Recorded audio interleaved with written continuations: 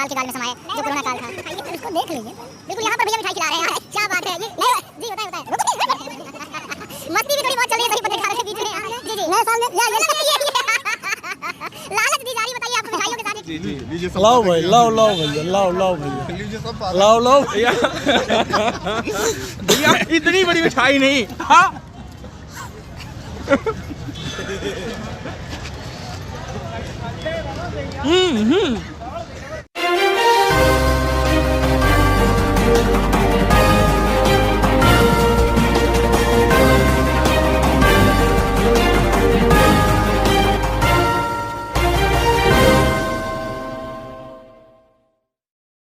नमस्कार दोस्त, मैं रवि कुमार पांडे आप लोगों के साथ और आप देख रहे हैं तरंग 24 न्यूज़। तरंग 24 न्यूज़ का हार्दिक शुभकामनाएं सारे परिवार को। आप लोगों को मालूम है कि आज 1 जनवरी है, 2022 लग चुका है और 2022 में सभी को मैं कामना करता हूं इस दरबार में, जहां आप लोगों को बता दूं कि मैं गायत्री मंदिर में उपस्थित हूं इस टाइम पर और यहां पर सारी भीड़ दिखाई देगी आप लोगों को। जहाँ मैं बता दूँ कि पार्क में यहाँ पर सभी एक व्यक्ति आ रहे हैं जो नज़दीक की यहाँ देखी जो जा रही है, यहाँ की जो जनता है काफ़ी खुशहाली के साथ इस पार्क में प्रभु का दर्शन भी कर रहे हैं। फूल है, प्रकृति को देखते हुए यहाँ पर पूरा नज़ारा देखने को मिलेगा आप लोगों को कि किस तरीके से है।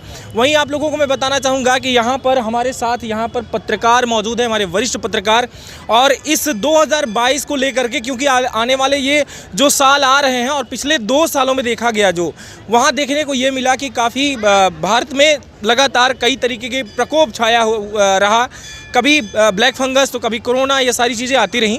उन्हीं को लेकर के हम आज बात करेंगे अपने वरिष्ठ और सीनियर पत्रकारों से, जानेंगे कि आखिर में कैसा रहेगा ये साल। और आइए मिलते हैं हमारे सारे वरिष्ठ पत्रकार और जो हमसे सीनियर पत्रकार हैं उनसे। हमारे चैनल पे तो पहली बार आप आ रहे हैं, तो हार्दिक स्वागत है हमारे इस चैनल पर आपका। सबसे पहले आप सबको कोटि कोटि नव वर्ष की हार्दिक शुभकामनाएं और आपको बहुत बहुत धन्यवाद है जो आपने हमको अपने चैनल पे पहली बार बुलाया। जी बहुत बहुत शुक्रिया आपका। तो आज जो है 2022 का पहला दिन कहें कि आप लोगों को देखने को मिलेगा और आप भी, तो मुझे ये लग रहा है कि अभी 2 साल जो लगातार बीते काफ़ी दुखद रहा सभी के लिए, और इसमें शादी का भी लोगों का कई बार ऐसा कंडीशन आया कि शादी भी टलती रही लोगों की, और कुछ लोग बिल्कुल अपने माता पिता को खो गए, तो कुछ ऐसे हैं जो बच्चों को खो गए, कुछ ऐसे हैं जो बीवी को खो गए। मतलब एक रिलेशन की बात करें तो बहुत सारी घटनाएं हुई, जहां देखने को मिला कि सीधी में भी यहाँ पर एक घाट उपस्थित है, गौ घाट, जहां मतलब लाशों के ढेर लगे हुए थे। अब मतलब आपको कह दें कि जहां बनारस के 80 घाट को छोड़ करके यहाँ 90 घाट बन गया हो। तो आपको क्या लगता है ये साल कैसा रहेगा? निश्चित तौर पे रवि जी, वो दिन आपने याद दिला दिए जो धीरे धीरे हम लोग भूलते जा रहे थे। वो दिन था कोरोना संक्रमण के पहली लहर और दूसरी लहर में, जब हम लोग अपने सीधी ज़िले के सैकड़ों घर परिवार जान पहचान के लोगों को खोए हैं। और वो दर्द सीने में, हर किसी के सीने में अभी भी दबा हुआ है। और वो दृश्य देख के कि जब कोरोना संक्रमण के दौरान लोग अपने ही परिजनों के निकट नहीं जा पा रहे थे, जिला प्रशासन द्वारा दाह संस्कार और अन्य कृत्य किए जा रहे थे, थोड़ी सी लापरवाही, थोड़ी चूक कर इतना बड़ा खामियाजा हम लोगों को भुगतना पड़ गया, जो जिसकी भरपाई आज तक नहीं की जा सकती। हाँ, बात करते हैं अगर आज शनिवार क्षमा चाहूँगा, हाँ शनिवार ही, शनिवार 9 वर्ष के पावन बेला पे बजरंगबली का दिन है, जो कि सीधी ज़िले में एक नया उत्साह का संचार करता है। बजरंगबली की कृपा, ऐसा महसूस होता है कि पूरे वर्ष बजरंगबली की कृपा पूरे ज़िले वासियों, भारतवासियों पे बनी रहेगी। और आपको मैं दिखाना चाहूँगा, बताना चाहूँगा कि आज ये पूजा पार्क में सुबह से लगातार हज़ारों लोगों का तांता लगातार दिखने को मिल रहा है। बड़े उत्साह के साथ बच्चे बच्चियाँ परिवार सब लोग आ रहे हैं। तो निश्चित तौर पे ये एक खुशी का आगाज़ है। सूर्य भी आपने पुराने दृश्य को छोड़ते हुए नए वेग के साथ आज प्रकट हुए हैं। जैसा महसूस हो रहा है कि सूर्यदेव भी अपना आशीर्वाद नए वर्ष पे बनाए हुए हैं।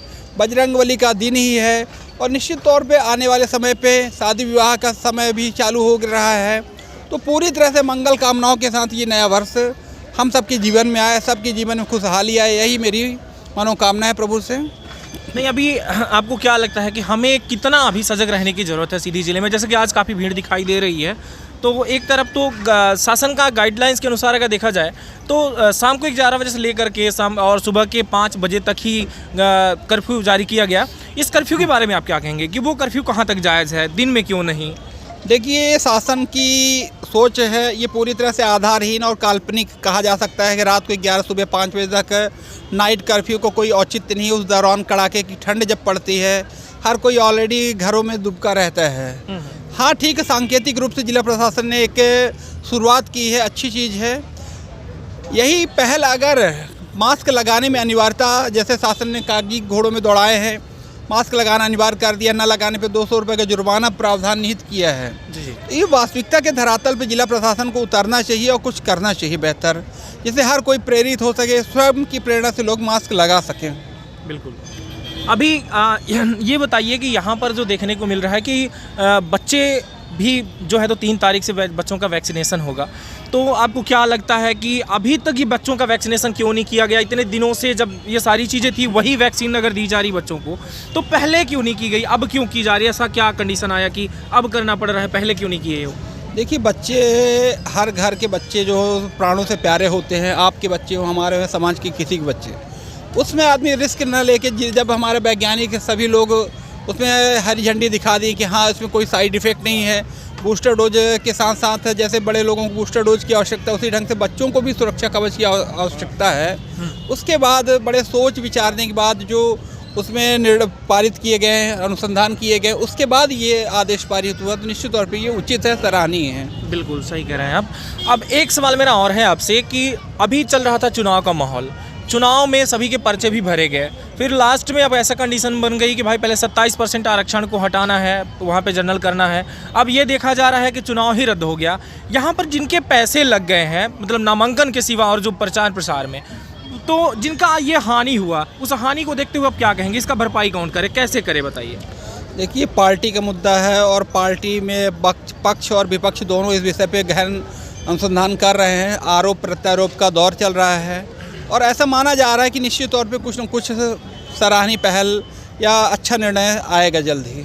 जी, अभी तक आप थे यहाँ के भारतीय श्रमजीवी जिला अध्यक्ष संजीव मिश्रा जी के साथ, और हमारे साथ यहीं पर शरद गौतम जी बन रहे हैं, जुड़ रहे हैं आपके साथ, जो बता दूं कि स्वराज न्यूज़ से हैं। ये भी हमसे सीनियर व्यक्ति हैं और यहाँ पर कई सालों से पत्रकारिता कर रहे हैं, तो मैं कहूँ कि हम काफ़ी मैं सम्मान करता हूँ, हर एक पत्रकार का सम्मान करता हूँ। तो बहुत बहुत स्वागत है पहले मेरे चैनल पे आपका। तो आप ये बताएं कि ये साल लगभग कैसा रहेगा? पहली तो ये हमारा सवाल आपसे। देखिए, इस साल जो आपने पुराना साल आपने देखा होगा कि 2 साल लगभग कोरोना के लिए में कहर में लोगों के बीता है। लोग परेशान हुए हैं कोरोना कहर में, लोगों ने सुख दुख दोनों झेला है, किसी के घर का चिराग चला गया है। लेकिन जो नया साल ये आया है, शनिवार के दिन पंचमुखी हनुमान जी का दिन है, आज उनका भव्य उनका हर तरह पूजा की जा रही है। तो हो सकता है कि ये हमारे भारत देश के लिए और हमारे सभी जिलावासी के लिए ये एक अच्छा नया साल होगा। 2022 में लोगों के लिए अच्छा दिन आएगा और अच्छा समय होगा और लोग उससे प्रताड़ित, कोरोना से प्रताड़ित नहीं होंगे और लोगों का हर काम संभव निपट जाएगा। अभी क्या लग रहा है, आप पत्रकार हैं, पूरे ज़िले की समीक्षा करते हैं आप, तो ज़िले में अभी आपको क्या लग रहा है कि जस्ट अभी किस चीज़ पर फोकस किया जाए कि ये अपने ज़िले का विकास हो? नहीं, जैसे कि आप अगर ज़िले का विकास करना है तो अभी पहले यहाँ जितने ये कर रहे हैं कि लोगों को, जो इस समय पर सरकार जो बैठी हुई है, सरकार ये कर रही है कि कोरोना सिर्फ लोगों के लिए है जी, है ना, लेकिन 200 रुपये लोगों को वो कर रहे हैं कि 200 रुपये हम जो मास्क लगाएगा हम उनसे 200 रुपये चलान करें। लेकिन अभी आपने हाल ही में देखा होगा कि पिछले इसी सत्र में आपने पिछले उसमें देखा होगा कि अभी यहीं पूजा पार्क में एक बड़ा कार्यक्रम था जी, और कोई राजनेता या नेता कोई भी उस मास्क नहीं लगाया था। सिर्फ ही जितने वो गरीबों के लिए बनाए जाते हैं, कोई नेताओं के लिए नहीं बनाए जाते। इसलिए अगर पहले विकास करना है, वो करना है, तो इसके लिए हमें पहले जनता को अपने आकर्षित करना होगा। जो योजनाएं बनाई जाती हैं वो सबके लिए बनाई जाती हैं, एक व्यक्ति के लिए, गरीब और गरीबों के लिए नहीं बनाई जाती। अगर वो नेता है तो उसके लिए भी ये 200 रुपये मास्क नहीं लगाया तो उसके ऊपर भी टैक्स कटना चाहिए, उसके ऊपर जुर्माना होना चाहिए। ये नहीं कि गाड़ी गरीबों के ऊपर जुर्माना करें, कोई ठेला वाला जा रहा है उसके ऊपर जुर्माना करें, ये नहीं। अगर पुलिस प्रशासन ने हेलमेट नहीं लगाया तो पुलिस प्रशासन के ऊपर भी जुर्माना होना चाहिए। बिल्कुल बिल्कुल है, हर किसी गरीब के ऊपर जुर्माना नहीं, लेकिन ये ऐसा नहीं होता। ऐसा नहीं होता। इसलिए यहाँ विकास कैसे हो सके? अगर आप देखते हैं कि यहाँ पे अगर कोई व्यक्ति जा रहा है उसका जुर्माना कर देंगे और उसी पर अगर कोई बड़े आदमी का व्यक्ति जा रहा है उसका जुर्माना नहीं होता, वो आदमी जाके क्या कहेगा? यही करता है, भेदभाव करते हैं यहाँ प्रशासन। जी जी। है इसलिए यहाँ कोई आगे नहीं बढ़ रहा है। यहाँ पर सुधार की भी जरूरत है एकदम। बिल्कुल। यहाँ लोगों को वो करना, और जो यहाँ पे सबसे बड़ा वो है कि यहाँ पे विपक्ष में बैठे लोगों को जो पक्ष सत्ताधारी हैं उनको, जो यहाँ के जो सत्ताधारी हैं जैसे कांग्रेस को हर उसमें वो आवाज़ उठानी चाहिए। अभी हाल ही में कई घटनाएं हो चुकी हैं, रेत को लेकर घटनाएं हो चुकी हैं, लेकिन कोई यहाँ आवाज़ उठाने वाला नहीं है। तो आखिर जब कोई आवाज़, जब विपक्ष के लोग आवाज़ नहीं उठाएंगे, जब सब चट्टे बट्टे एक साथ हैं, तो कहाँ से विकास होगा? अभी मैं बात करूंगा कि जिला के कलेक्टर के अंदर जब बदलाव मतलब देखने को मिला कि जिला के कलेक्टर जो है तो बदले, उस टाइम पे लोगों की एक उम्मीद थी कि जो भी कलेक्टर आएंगे तो वो अभिषेक सिंह जैसे होंगे, जिले में कुछ और ऐसे होंगे जो कि सारी चीज़ें नई, कुछ ना कुछ तो परिवर्तन देखने को मिलेगा। आपको क्या लगता है कि जितने महीने से ये सर आ चुके हैं अभी, जैसे कि जिले के कलेक्टर जो है इस टाइम पर मुजीबुर रहमान हैं, तो आपको क्या लगता है कि ये कलेक्टर कैसे है? आपको जनता से क्या ओपिनियन मिला इनके बारे में? आप ये देखिए कि जब से यहाँ से रविंद्र चौधरी जी कलेक्टर यहाँ से गए हैं, अभिषेक सिंह जी गए हैं, तो सीधी का जो विकास होता था वो अब ठप पड़ गया है। यहाँ पे जन सुनवाई होती है, जन सुनवाई में सिर्फ जनता की दुखों की जो पीड़ा है वो कलेक्टर ये नहीं सुनते। अभी हाल ही में आपने देखा होगा कि एक बूढ़ी माँ आई थी कहीं किसी गांव से, तो वो कलेक्टर साहब की गाड़ी के पास बैठी थी मिलने के लिए। बिल्कुल। और कलेक्टर साहब के पास टाइम नहीं था उससे मिलने के लिए। वो बूढ़ी माँ कलेक्टर साहब जैसे चल दिए, उस गाड़ी के नीचे लगा के आ गई। वहाँ पे 2-3 लोग खड़े थे, उन्होंने उठाया उस बूढ़ी माँ को, वो अपनी प्रताड़ना सुनाने आई थी। तो ये जब कलेक्टर सीधे चल दिए, सुनने के लिए तैयार नहीं है, तो ऐसे कलेक्टर की यहाँ जरूरत नहीं है। यहाँ उसकी कलेक्टर की जरूरत है जो विकास करे, जो जनता की आवाज़ सुने। नहीं मतलब कलेक्टर की बात करें तो वो कुछ किसी पार्टी के लिए नहीं होता, वो तो ऑलरेडी जनता के लिए ही होता है। तो मतलब जनता का ही नहीं सुन रहा है तो सुन किसके रहे हैं फिर? वो देखिए क्या है कि यहाँ चाहे जिसकी सत्ताधारी सरकार हो, किसी की भी हो, वो अपने ही अधिकारियों को लाकर यहाँ चमचों को बैठाते हैं। यहाँ के जो अधिकारी हैं उन्हीं के बलबूते चलते हैं। यहाँ जनता से नहीं मतलब है, मतलब ये सत्ता के गुलाम है। हाँ, इनके आज़ाद बिल्कुल नहीं, ये आज़ाद नहीं, ये सत्ता के गुलाम होते हैं। इनके पास कोई वो नहीं है, इनके पास कोई पावर नहीं है, इनके पास कोई अधिकार नहीं होता। सिर्फ जितना कहा जाता है उतना ही अधिकार। मतलब ये कठपुतली बन के रह गए। ये इतना अधिकार के अब उतना ही करेंगे, हैं, चाहे किसी की सरकार हो, चाहे कैसी भी सरकार हो, अगर वो लाके बैठाया है तो वो उसी का काम करेगा। ये जनता की सुनने वाली नहीं है कि जनता के सुनेंगे। यहाँ तो आप कई बार हम लोगों ने सभी पत्रकार बंधुओं ने खबर चलाया, कई बार घटनाएं दिखाई, बड़ी बड़ी घटनाएं दिखाई, लेकिन कोई नहीं सुनता। बिल्कुल। तो ऐसे में सीधी का विकास कहाँ होगा?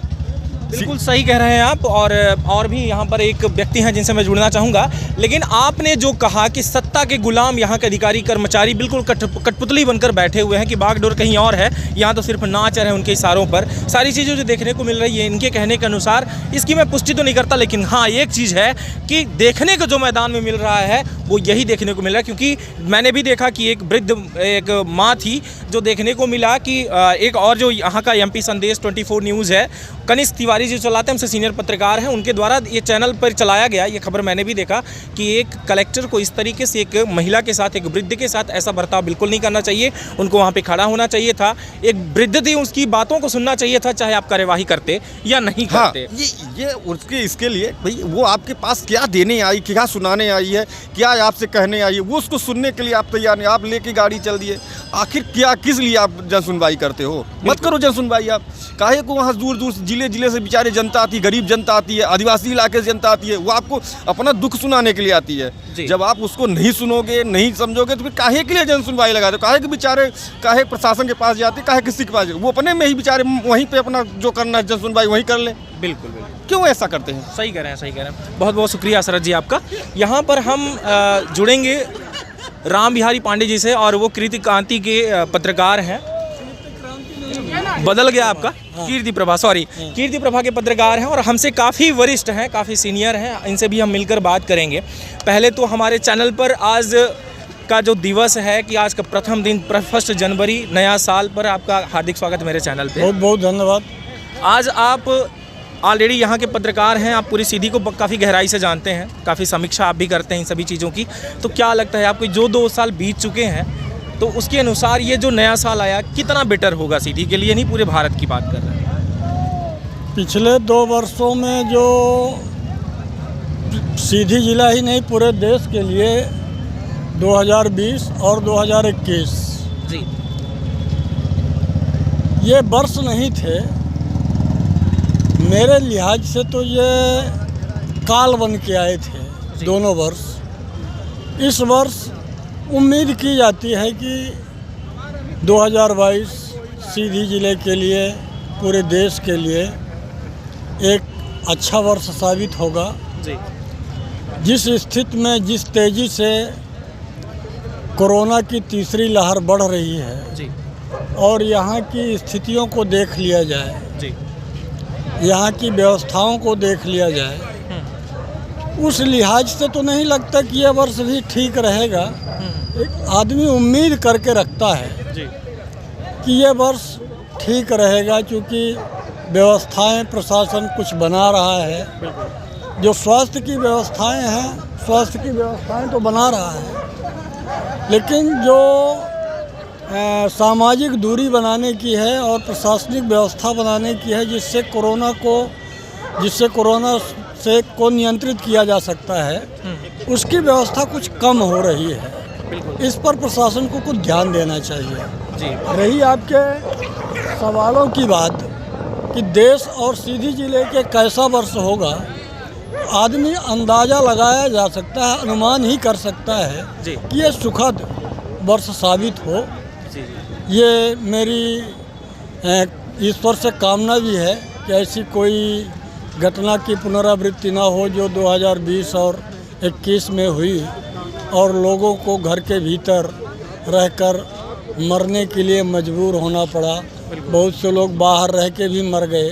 जी जी बाहर रह के भी मर गए। उसके लिए अब किसी को दोषी आदमी नहीं ठहरा सकता, ईश्वर के नीचे सब है।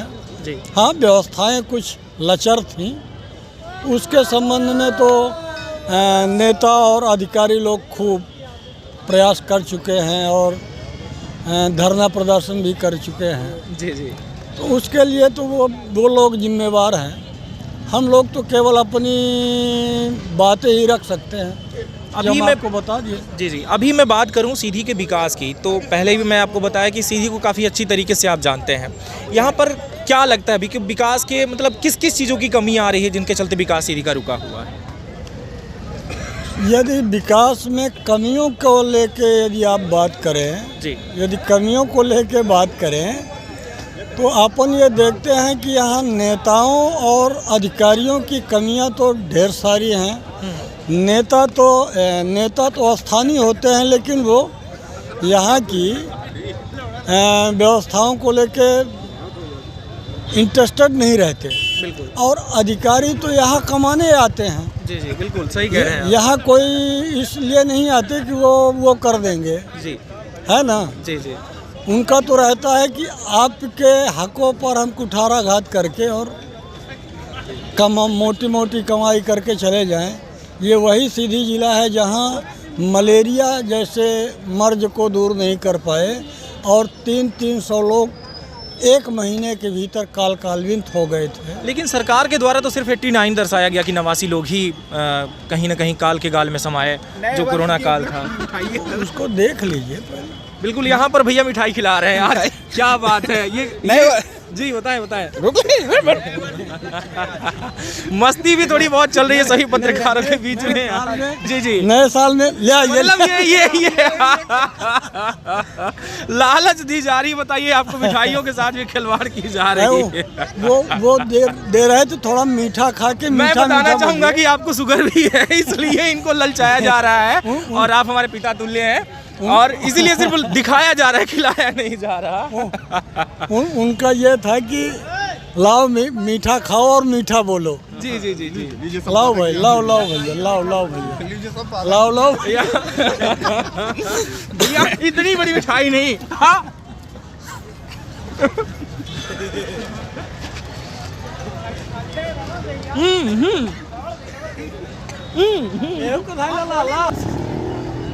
जैसे कि मैं आज सभी सीनियर पत्रकारों से आपको मिलवाया जो यहाँ पर मौजूद थे, और उनसे बात करने के बाद पता चल रहा है कि सीधी में किस चीज़ों की कमी आ रही है, क्या सारी चीज़ें हैं। और आज नए दिवस पर देखने को मिला कि इस शुरुआत में ही हर जगह थोड़ी सी मिठाइयाँ बट रही हैं, जहाँ देखने को मिला कि हमारे पत्रकार जो वरिष्ठ भाई हैं, जितने भी सीनियर पत्रकार हैं यहाँ पर, उनके द्वारा मिठाई मुझे भी खिलाई गई और आपस में भी मिठाइयाँ बांटी जा रही, मतलब खुशहाली ज़रूर देखने को मिल रही है। हम भी कामना करते हैं, दिल से कामना करते हैं। हमारे इस तरंग 24 न्यूज़ पर आज 24,000 परिवार जुड़ चुके हैं, और ये जो 24,000 परिवार जुड़े हैं उनके सभी के परिवार को हमारी तरफ से हार्दिक शुभकामनाएं। दिल से हम ईश्वर से भी ये मांगते हैं कि हर एक व्यक्ति अपने इस सृष्टि पर लगभग जितने जीव जंतु प्राणी हैं सभी को 33 करोड़ देवी देवताओं की तरफ से मैं उनको कामना करूँगा कि सभी को खुशहाल रखें। और एक बार भैया फिर से जुड़ना चाह रहे हैं। जी भैया। रवि भैया, आपने अभी 33 करोड़ देवी देवता कहा जी, तो मैं क्षमा चाहूँगा, आपको बताना चाहूँगा कि हिंदू धर्म में 33 करोड़ देवी देवता नहीं हैं जी। 33 कोटि है। 33 कोटि मतलब 33 प्रकार के। जी जी। वो स्पष्ट उल्लेख है, क्योंकि हम सनातन धर्मी हैं। हमें आपको ये चीज़ जरूर जानना चाहिए, 33 करोड़ देवी देवता हिंदू धर्म को बदनाम करने के लिए कहा जाता है। जी जी। 33 कोटि है, 33 कोटि मतलब 33 प्रकार। जी जी। बस इसी जानकारी के साथ साधुवाद। ये प्रकार में मतलब अगर हम बात करें तो कुछ गहराई से, फिर तो क्षमा चाहूँगा वीडियो बहुत बड़ी हो जाएगी, फिर इस मैटर पे कभी बात करेंगे हम सभी दर्शकों से। और मेरा फिर से दिल से आभार सभी का कि आप 24,000 मतलब जितने परिवार हमसे जुड़े हुए हैं जो हमारे तरंग 24 न्यूज़ पर, उनको दिल से मेरा हार्दिक बधाई। और हमारे साथ कैमरामैन तरंग 24 न्यूज़ के यहाँ पर मौजूद हैं राकेश, जो कि खुद कर रहे हैं, उनकी तरफ से भी बधाई, पूरी टीम की तरफ से बधाई और भैया की तरफ से बधाई। बहुत बहुत धन्यवाद, धन्यवाद, शुक्रिया।